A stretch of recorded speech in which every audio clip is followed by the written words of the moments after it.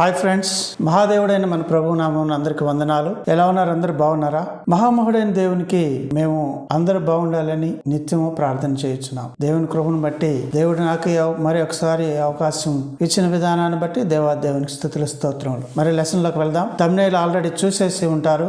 యేసు దేవుడా అయితే లేఖనాధారం ఏమిటి? దీన్ని నేను తీసుకోవడానికి కారణము లోకంలో అబద్ధ బోధలు అనేకం ఉన్నాయి. సరే, సబ్జెక్ట్ లోకి లెసన్ లోకి వెళ్ళి మనం తొందరగా ఫినిష్ చేసుకోవడానికి ప్రయత్నం చేద్దాం. దీని కొరకు అనేక మంది క్రైస్తవులు మిత్రులు సహోదరులు అనేక మంది ఒక లేఖనాలను చూపిస్తుంటారు. యోహాను సువార్త 1వ అధ్యాయం 1వ వచనము, ఆదియందు వాక్యం ఉండెను, వాక్యము దేవుని యొద్ద ఉండెను, వాక్యము దేవుడై ఉండెను అనేటువంటి విషయము చెప్తుంటారు. ఆ వాక్యము శరీరధారి అయి కృపాసత్య సంపూర్ణుడుగా మన మధ్య నివసించును అనేటువంటి మాట చెప్తారు. అద్భుతం, ఎక్సలెంట్. దాని గురించి తిరిగే లేదు అలా లేఖనానికి. అయితే దీన్ని కొంతమంది ఈ అబద్ధ బోధకులు అనేటువంటి వారు దీన్ని తిప్పడానికి ప్రయత్నం చేస్తున్నారు. విద్యావిహీనులైనటువంటి వారు, అస్థిరులైనటువంటి వారు తక్కిన లేఖనములను అపార్థము చేసినట్లు తమ స్వకీయ నాశనమునకు వీరు అపార్థము చేసేదరు అనేటువంటిది బైబిల్లో చెప్పబడింది. సరే, ఈ అస్థిరులైనటువంటి వారు విద్యావిహీనులు, ఇద్దరు వల్ల ప్రాబ్లం వస్తుంది. విద్యావిహీనులైనటువంటి వారేమో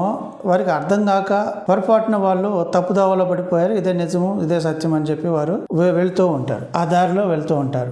అనగా ఒక గొర్రె తప్పిపోతే వేరే దారి పెట్టింది అనుకోండి, అన్ని గొర్రెలు దాన్ని వెంబడిపోతూ ఉంటుంటాయి. అలాంటి వారు ఉన్నారు. వారిని సరైనటువంటి మార్గంలో తెచ్చేటువంటి అవకాశం ఉన్నది ఈ విద్యావిహీనులకు మాత్రం. అలాగే అస్థిరులైనటువంటి వారు ఉన్నారు. వీళ్ళతోటి మాత్రం ప్రాబ్లం ఉంది. అస్థిరులైనటువంటి వారు ఏం చేస్తారంటే స్థిరత్వం ఉండదు. అస్థిరత అంటే స్థిరత్వం లేనటువంటి వారు. వీరేం చేస్తారంటే మేము నమ్ముంది ఇదే, మేము బోధించేది ఇదే, ఇది దీన్ని మించింది లేదు అని వారు బోధిస్తూ ఉంటారు. కాబట్టి ప్రియమిత్రులారా, సహోదరులారా, వారితోటి మీరు జాగ్రత్తగా ఉండండి. ఒకవేళ వాళ్ళతోటి వాదించాల్సి వస్తే వాదించొద్దు, వదిలేసేయండి. మనమైతే ఏం నమ్మాలో చూద్దాం. యేసు దేవుడా బైబిల్లో ఎక్కడుంది? నేను దీని కొరకు తీసుకున్నటువంటి లేఖనాలు ఏమున్నాయంటే చూద్దాం.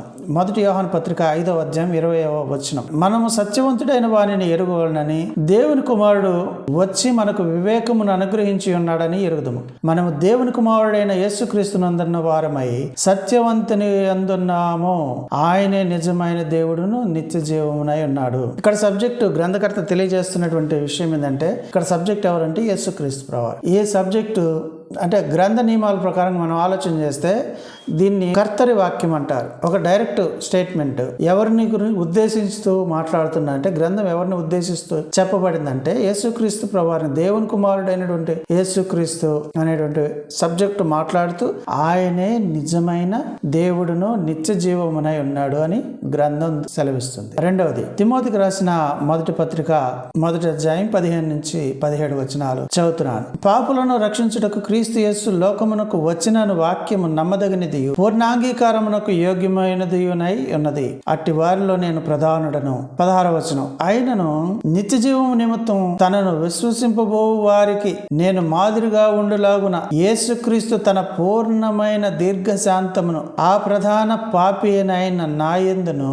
కనపరుచున్నట్లు నేను కనికరింపబడితిని. 17వ వచనం, సకల యుగములలో రాజయుండి అక్షయుడును అదృశ్యుడునగు అద్వితీయ దేవునికి ఘనతయు మహిమయు యుగ యుగములు కలుగునుగాక. ఆమేన్. ఇక్కడ చూడండి, ఇక్కడ కూడా సబ్జెక్ట్ యేసుక్రీస్తు ప్రభువారే.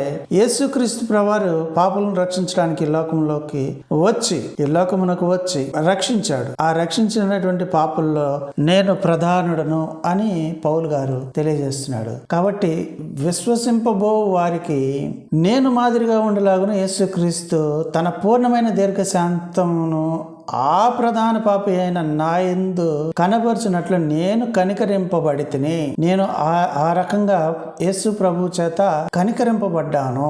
అయితే సకల యుగములలో రాజయుండి అక్షయుడును అదృశ్యుడునగు అద్వితీయ దేవునికి ఘనతయు మహిమయు యుగ యుగములు కలుగునుగాక. ఎవరిని గురించి టాపిక్ అంటే ప్రభు అయిన యేసుక్రీస్తు గురించి. కాబట్టి మనం గమనించాల్సినటువంటి అంశం ఏంటంటే, ప్రభు అయిన యేసుక్రీస్తు వారు సకల యుగములలో రాజయ్యుండి అక్షయుడును అదృశ్యుడును అద్వితీయుడు దేవుడు అని గ్రంథము తెలియజేస్తుంది. అక్కడ ఏమని చెప్పబడిందంటే ఆమెన్ అని చెప్పబడింది. తర్వాత తిమోతికి రాసిన మొదటి పత్రిక 6వ అధ్యాయము 13 నుంచి 16 వచనాలు మనం చూసినట్లయితే, సమస్తమునకు జీవాధారకుడైన దేవుని ఎదుటను పొంతి పిలాతు వద్ద ధైర్యముగా ఒప్పుకొని సాక్ష్యం ఇచ్చిన క్రీస్తు యేసు ఎదుటను మన ప్రభువైన యేసుక్రీస్తు ప్రత్యక్షమగు వరకు నీవు నిష్కలంకముగాను అనింద్యముగాను ఈ ఆజ్ఞను గైకొనవలనని నీకు ఆజ్ఞాపించుచున్నాను. 15వ వచనం, శ్రీమంతుడును అద్వితీయుడునగు సర్వాధిపతి యుక్త కాలముల యందు ఆ ప్రత్యక్షతను కనపరచును. ఆ సర్వాధిపతి రాజులకు రాజును ప్రభువులకు ప్రభువునై ఉన్నాడు. సమీపింపరాని తేజస్సులో ఆయన మాత్రమే వసించుచు అమరత్వం గలవాడై ఉన్నాడు.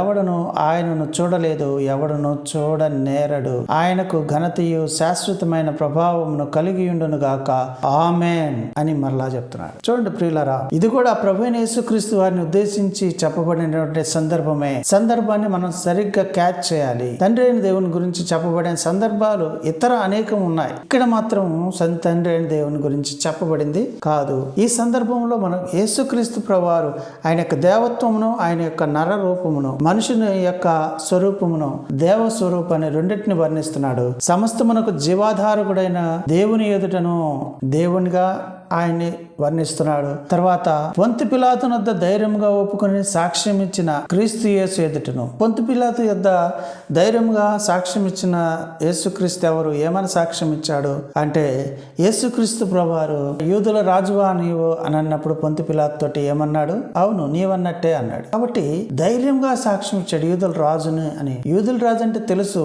యూదులకు తెలుసు. యూదుల రాజు అంటే దేవుడు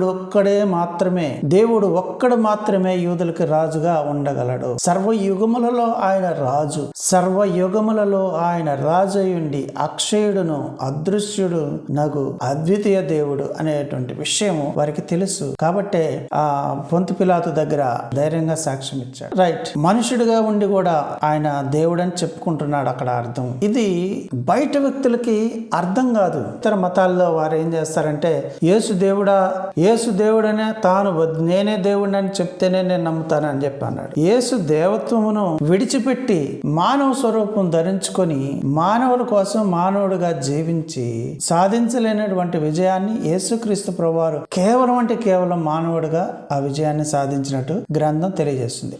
అది డిఫరెంట్ కాంటెక్స్ట్, అది డిఫరెంట్ సబ్జెక్ట్ మీద మనం తర్వాత మాట్లాడదాం. ఇక్కడైతే సమీపింపరాని తేజస్సులో ఆయన మాత్రమే వసించుచు అమరత్వం గలవాడై ఉన్నాడు. ఇక్కడ ఏమనుకుంటారంటే అందరూ యేసు ప్రభువారిని చూచారు కదా, మనుషుల్లో ఎవడనో చూడలేదు, ఆయనను చూడనేరడు అని చెప్పబడింది కదా, అదృశ్యుడు అనేటువంటి వాడు ఎప్పుడు తండ్రే కదా అని చెప్పి అనుకుంటారు. కాదండి, అది దేవత్వం స్వరూపం గురించి చెప్పబడినటువంటి వాక్యం. యేసుక్రీస్తు ప్రభువారి దేవత్వం గురించి చెప్పబడినటువంటి that is called a phrase అని అనొచ్చు. రైట్, తర్వాత మొదటి తిమోతి పత్రిక 2:5 కూడా యేసుక్రీస్తు ప్రభువారిని గురించే చెప్పబడింది. అది చదువుతున్నా. దేవుడు ఒక్కడే, దేవునికి నరులకును మధ్యవర్తి ఒక్కడే, ఆయన క్రీస్తు యేసు అను నరుడు.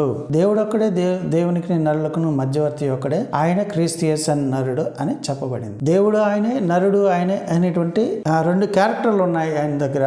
Is God man, he is God man అని అంటారు. కాబట్టి గమనించండి, దేవుడు నరుడు యేసుక్రీస్తు ప్రభువారే. కాబట్టి ప్రియులారా, దీన్ని ఎలా నిరూపిస్తారు అంటే వాక్యం గ్రంథ నియమం ప్రకారంగానే రాశారు. వ్యాకరణ నియమం ప్రకారంగా దాన్ని చూస్తే ఇద్దరు క్యారెక్టర్లు ఉన్నారు ఒక వ్యక్తిలో అని చెప్పి చెప్తున్నాడు. చూడండి, దేవుడు ఒక్కడే కామా, దేవునికి నరులకును మధ్యవర్తి ఒక్కడే, సెమికోలన్ ఉపయోగించాడు. అంటే సెంటెన్స్ పూర్తి కాలేదు. ఈ 2 క్యారెక్టర్లు ఉన్నాయి. ఆయన క్రీస్తు యేసు నరుడు అని చెప్తున్నారు. ఇది మనం అర్థం చేసుకోవాల్సినటువంటి అవసరం ఉంది. విద్యా విహీనత పనికిరాదు, అవగాహన లోపం అనేటువంటిది ఉంది. మన వాళ్ళు బైబిల్ బాగా చదువుతారు, లేఖనాలు అద్భుతంగా చూడకుండా చెప్పే వాళ్ళు ఉన్నారు చాలా మంది. కానీ అది కాదు కదా మెయిన్. ఏంటంటే కావాల్సింది ఏంటంటే బైబిల్ గ్రంథాన్ని అవగాహన చేసుకోగలిగేటువంటి సామర్థ్యం అనేటువంటిది ఉండాలి. సైకలాజికల్ పరిభాషలో లేదా బోధనా శాస్త్రం పరిభాషలో చెప్పాలంటే దీన్ని జ్ఞానం, అవగాహన, వినియోగం అనేటువంటివి ఉన్నాయి. జ్ఞానం అంటే స్పీడ్గా లేఖనాలని పట్టి చెప్పటం. అవగాహన అంటే ఏ సందర్భంలో చెప్పబడింది, దేవుడు ఏం చెప్పించాడు అనేది విశ్లేషణాత్మకమైనటువంటి సంశ్లేషణాత్మకమైనటువంటి జ్ఞానం కావాలి. ఆగమన, నిగమనాత్మక, వివేచన అంటారు దాన్ని. సంశ్లేషణాత్మకమైనటువంటి గ్రంథ వివరణ చదవాలి. లేఖనాలు, ఆయా లేఖనాలని కొన్ని సందర్భాల్లో చెప్పబడ్డాయి. ఆ సందర్భాలను ఏ అర్థంతో చెప్పబడ్డాయి అనేటువంటి విషయాలను అర్థం చేసుకుంటూ చదవాలి. సంశ్లేషణాత్మకమైనటువంటి జ్ఞానం, ఆగమనాత్మకమైనటువంటి జ్ఞానము, వివేచనాత్మకమైనటువంటి జ్ఞానము అవసరమైనది. మొదటి తిమోథె పత్రిక 3వ అధ్యాయం 16వ వచనంలో చూద్దాం. నిరాక్షేపముగా దైవ భక్తిని గూర్చిన మర్మము గొప్పదై ఉన్నది. దాని కంటిన్యూషన్ ఉంది, నాట్ ఫుల్ స్టాప్, సెమికోలన్. ఒక మర్మం ఉన్నది, అది మీరు తెలుసుకోవాల్సినటువంటి విషయం ఉన్నది. దైవ భక్తిని గుర్చిన మర్మము నిరాక్షేపముగా, వితౌట్ కాంట్రవర్సీ అని అన్నాడు ఇంగ్లీష్ లో దాన్ని. Great is the mystery of godliness. తర్వాత చదువుతున్నాడు. ఆయన సశరీరుడుగా ప్రత్యక్షమాయను, ఆత్మ విషయమున నీతిపరుడని తీర్పు నొందెను, దేవదూతలకు కనబడెను, రక్షకుడని జనములలో ప్రకటింపబడెను, లోకమందు నమ్మబడెను, ఆరోహణుడై తేజోమయుడయను. ఇక్కడ ఆయన సశరీరుడిగా ప్రత్యక్షమైనటువంటి మాటను మూల భాషలో చెప్పాలంటే సశరీరుడిగా ప్రత్యక్షమయ్యాడు. God was manifested in the flesh. God was manifested in the flesh అని అన్నారు. తర్వాత ఆత్మ విషయమున నీతిపరుడని తీర్పు నందెను, జస్టిఫైడ్ ఇన్ స్పిరిట్ అని అన్నారు ఇంగ్లీష్ లో. దేవదూతలకు కనబడెను, సీన్ బై ఏంజల్స్, రక్షకుడని జనములలో ప్రకటింపబడెను, ప్రీచ్ అమంగ్ ద జెంటైల్స్, లోకమందు నమ్మబడెను, బిలీవ్డ్ ఆన్, ఆరోహణుడై తేజోమయుడైను, రిసీవ్ అప్ ఇన్ గ్లోరీ అని అన్నాడు. చూడండి, మహిమలో ఆయన యొక్క మహిమలో తేజోమయుడయ్యాడు. గాడ్, దేవుడు ఆయన. మీరు బాగా గమనించండి, కొంతమంది వ్యక్తులు ఏం చేస్తారంటే, మరి వారికి అర్థం కాక చదవట్లేదో, లేకపోతే వాత వేయబడినటువంటి మనస్సాక్షి కలిగినటువంటి వారు ఈ లేఖనాలు ఏవి కూడా ఉపయోగించరు. వారి యొక్క ప్రసంగాలలో వారు ఏం ఉపయోగిస్తుంటారంటే, తనను నియమించిన వానికి నమ్మకముగా ఉండెను, యేసు ఇలాగ పలికెను, నా తండ్రి నాకంటే గొప్పవాడని పలికెను, యేసు నా అంతటా నేను ఏమీ బోధింపలేను అన్నాడు, యేసు నా అంతటా నేను ఏమీ చేయలేను అని అన్నాడు. ఇలాగా చెప్తూ ఉంటారు. అది వారి యొక్క అవగాహన లోపం మాత్రమే. ఈ అవగాహన లోపాన్ని మనం ఎలా సవరించాలంటే, ఆయన నరుడుగా పలికినటువంటి మాటలు, పైగా దాంట్లో చాలా అర్థం ఉంది. నరుడుగా మాత్రమే కాదు, నరుడుగా ఉన్నప్పుడు కూడా ఆయన లోకాన్ని పరిపాలన చేశాడు ఆత్మలో. అది వేరే కాంటెక్స్ట్, అది చాలా పెద్ద సబ్జెక్ట్, నేను దాని గురించి వెళ్ళట్లేదు. కానీ నా అంతటా నేనే ఏం చేయలేదంటే అర్థం ఏంటంటే, నేను ఒక్కడనే దేవత్వంలో ఉన్నానని మీరు అనుకుంటున్నారేమో. కాదు, నేనును నన్ను పంపిన తండ్రియు ఉన్నాము అని చెప్పుచున్నాడు. ఒక్కడిగా ఆయన ఏం చేయలేదు, అలాగే తండ్రి కూడా ఒక్కడిగా ఏం చేయలేదు, మొత్తము కుమారుని ద్వారానే జరిగించాడు. సరే, ఆ సబ్జెక్టు డిఫరెంట్ సబ్జెక్ట్. దీన్ని పట్టుకొని మనం రకరకాలుగా మనకు తోచినట్టుగా ఇంటర్ప్రిటేషన్స్ బోధించకూడదు. నేను ఎందుకు యూట్యూబ్ లో దిగానంటే, ఈ మత శాఖలు ఏర్పడ్డాయి. ఒక మత శాఖ ఏమో యేసు ప్రభు దేవుడు కాదని చెప్తుంది, మరి ఒక మత శాఖ ఏమో యేసు ప్రభు దేవుడే గాని యేసు ప్రభు తక్కువ స్థాయి దేవుడు, సబార్డినేట్ దేవుడు, మెయిన్ దేవుడు తండ్రి అయిన దేవుడే, ఆయన మాత్రమే దేవుడుగా కౌంట్ చేయాలి, ఈయన మాత్రం ప్రభువు గాని మాత్రమే చూడాలి, దేవుని కుమారుడిగా చూడాలి. ప్రభు అంటే ఏమనుకుంటున్నారు? ప్రభు అంటే తీస్తే ఎంత ఉందో తెలుసా? పాత నిబంధన కాలం నుంచి ప్రభువును సైన్యములకు అధిపతి యెహోవా. ఇంగ్లీష్ లో, తెలుగులో నాకు ఈ గ్రంథ పరిశీలన ఇదే పని. తీస్తూ వస్తూ అంటే యేసు ప్రభు వారు పురాతన కాలం మొదలుకొని శాశ్వత కాలం వరకు ప్రత్యక్షమవుచుండెను. మీకా గ్రంథం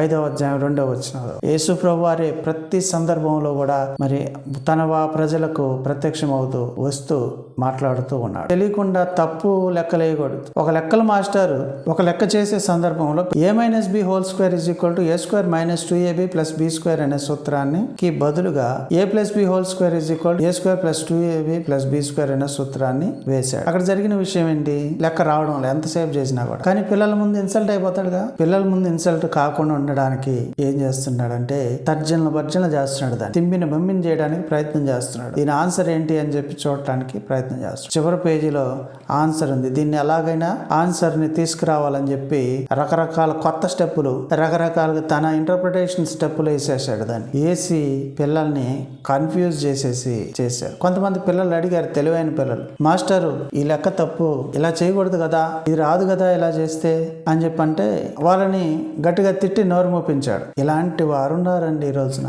ఒక పెద్ద ఆయన వీడియోలో నేను చూశాను, యేసు ప్రభు ఆరాధనకు పాత్రుడా అంటే, ఆరాధనకు పాత్రుడా?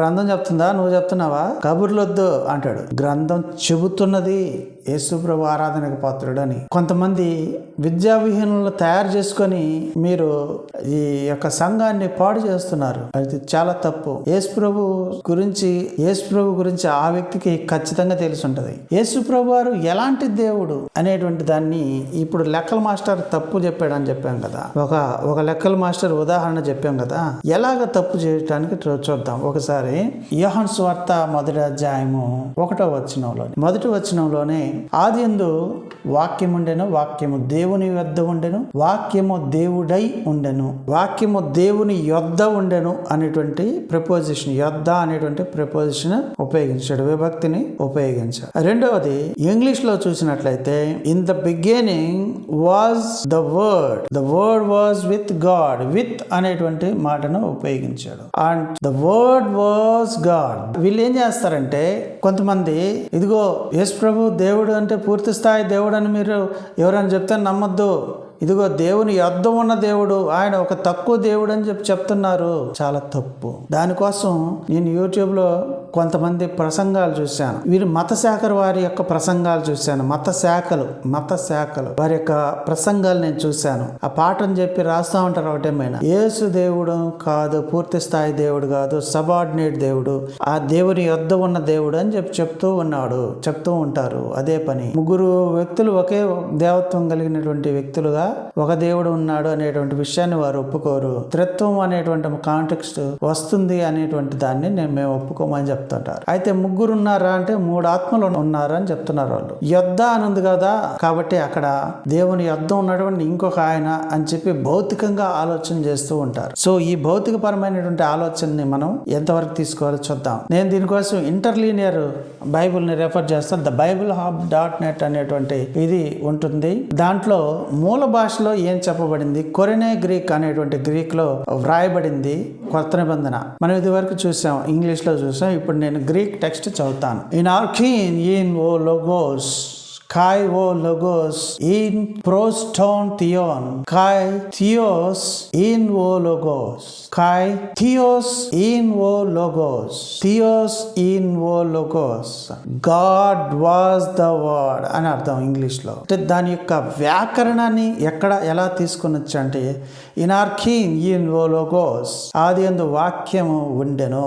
కాయ్ ఓ లోగోస్ ఇన్ ప్రోస్టోన్ థియోన్, వాక్యము దేవునిలో ఉండెను అనేటువంటి మాట ఇక్కడ మనం గుర్తించుకోవాల్సినటువంటి అంశము. ప్రోస్ అనేటువంటి ఈ యొక్క గ్రీక్ ప్రిపోజిషన్ కి అర్థం ఏంటంటే, ప్రోస్ అనేటువంటిది ఇన్నర్ అనే అర్థం, ఇన్సైడ్, లో, విత్, తో అని విడదీయరాని బంధంలో ఉన్నటువంటి దాన్ని పోలుస్తారు. థియోన్ అనేటువంటి దానికి అర్థం. ఇక్కడ థియోన్ అనేటువంటి దాని దగ్గర ఏమో నౌన్ యాక్యూజేటివ్ మాస్క్యులైన్ సింగులర్. ఎవరిని సబ్జెక్ట్ గా మాట్లాడుతున్నారో నౌన్ యాక్యూజేటివ్ అంటారు.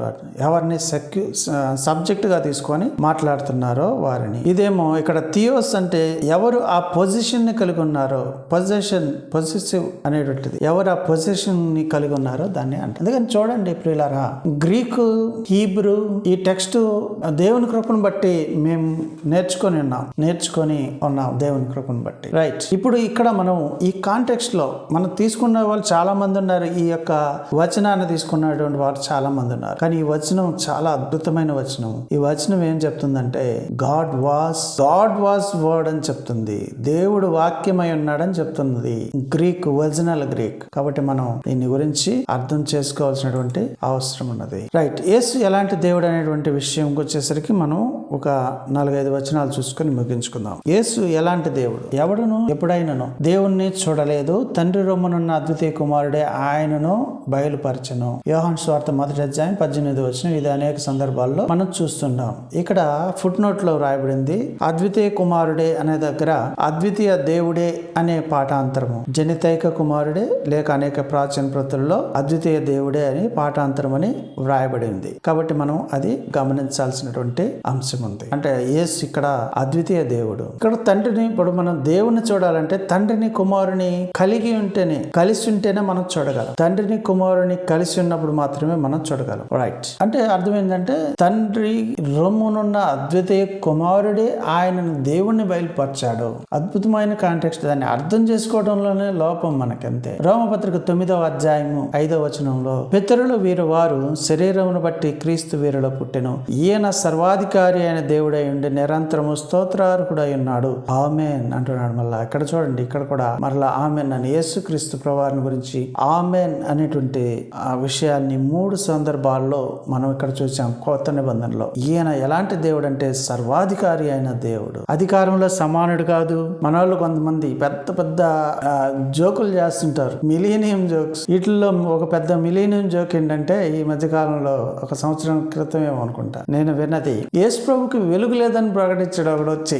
శ్రీకాకుళం నుంచి వచ్చాడు. శ్రీకాకుళం నుంచి వచ్చి ఈ ప్రాంతంలో ఒక ప్రాంతంలో యేసు ప్రభుకి వెలుగు లేదని చెప్తున్నాడు.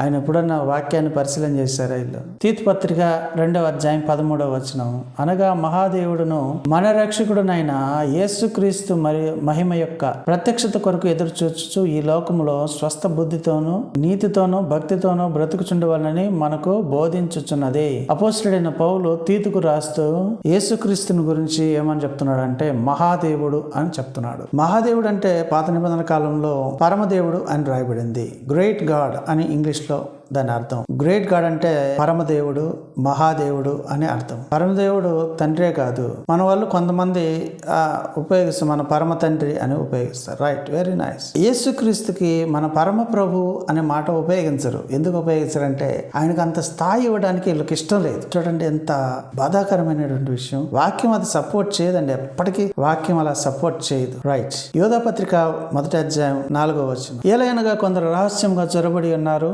వారు భక్తిహీనులై మన దేవుని కృపను కామాతురత్వమునకు దుర్వినియోగపరచుచు అద్వితీయ నాథుడును ప్రభువునైన యేసుక్రీస్తును విసర్జించుచున్నారు. ఈ తీర్పు పొందుటకు వారు పూర్వమందే సూచింపబడిన వారు, మూల భాషలో వ్రాయబడిన వారు. ఇక్కడ యేసు ప్రభు వారిని యోధ ఏమని చెప్తున్నాడంటే, తన సహోదరుడైన యోధ అద్వితీయ నాథుడు అని తెలియజేస్తున్నాడు. అద్వితీయ నాథుడు అంటే రెండవ నాథుడు లేడు యేసు ప్రభు తప్ప నుంచి. ఇక తండ్రి అయిన దేవుని యొక్క కాంటెక్స్ట్ కానే కాదు, ప్రభు అయిన యేసుక్రీస్తు వారి యొక్క కాంటెక్స్ట్. కాబట్టి చూడండి, ఆయన అద్వితీయ దేవుడు, ఆయన మహాదేవుడు, ఆయన సర్వాధికారి అయిన దేవుడు, అలాగే ఆయన అద్వితీయ దేవుడు అని చెప్పబడింది. కొలస పత్రిక 2వ అధ్యాయం 9-10 వచనంలో, ఏలయనగా దేవత్వం యొక్క సర్వ పరిపూర్ణత శరీరంగా క్రీస్తునందు నివసించుచున్నది, మరియు ఆయన యందు మీరును సంపూర్ణులై ఉన్నారు. ఆయన సమస్త ప్రధానులకును అధికారులకును శిరస్సై ఉన్నాడు. సమస్త ప్రధానులకు అధికారులకు శిరస్సు ఎవరు తెలుసా?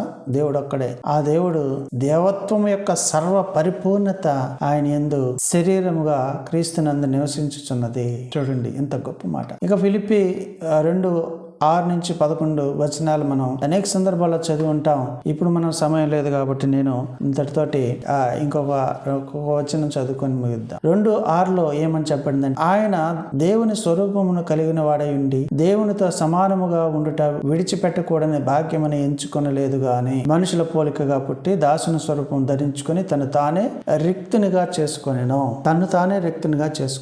దేవుడు దేవత్వంలో చేసినటువంటి పని అది. ఆయన దేవుని స్వరూపమును కలిగిన వాడై ఉండి సమానముగా ఉండుట విడిచిపెట్టకూడని భాగ్యమని ఎంచుకోలేదు. దేవునితో సమానుడు. ఇక్కడ కొంతమంది వెరైటీ లెసన్స్ చేస్తారంట. సమానం అని చెప్పబడింది, దేంట్లో సమానుడు కాదు. చాలా ఎలా ఏం చేయాలి వాళ్ళని మనకేం అర్థం కాలేదు. ప్రభువుకి అప్పగిద్దాంలేండి, చూద్దాం, ఆయన చూసుకుంటాడు. కొలసా పత్రిక 3వ అధ్యాయం 10-11 వచనం, ఇటు వారిలో గ్రీసు దేశస్థుడని యూదుడని భేదం లేదు, సున్నతి పొందట అని సున్నతి పొందకపోవటి అని భేదం లేదు, పరదేశి అని సిదియనుడని దాసుడని స్వతంత్రుడని లేదు గాని క్రీస్తే సర్వమును అందరిలో ఉన్నవాడునై ఉన్నాడు. క్రీస్తే సర్వమును అందరిలో ఉన్నవాడైన దేవుడు. యేసు ప్రభు ఆరాధనకు పాత్రుడు కాదు, యేసు ప్రభు దేవుడు కాదు, ఆయన తక్కువ స్థాయి.